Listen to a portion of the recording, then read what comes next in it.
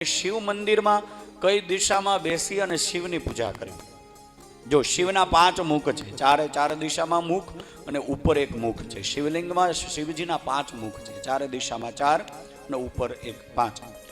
શિવની પૂજા કરવી હોય તો તમે આથમણી બાજુ ન બેસો, કારણ કે ત્યાં નંદી હોય અને નંદી સતત શિવને જોતા હોય.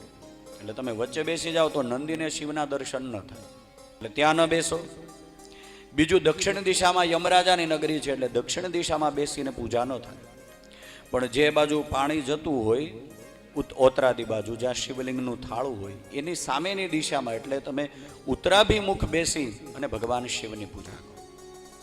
શિવના મંદિરની, શિવની લિંગની પાછળ પણ જ્યાં પાર્વતી બેઠા હોય ત્યાં પણ ન બેસો, કારણ કે સતત પાર્વતીમાં શિવના દર્શન કરે છે.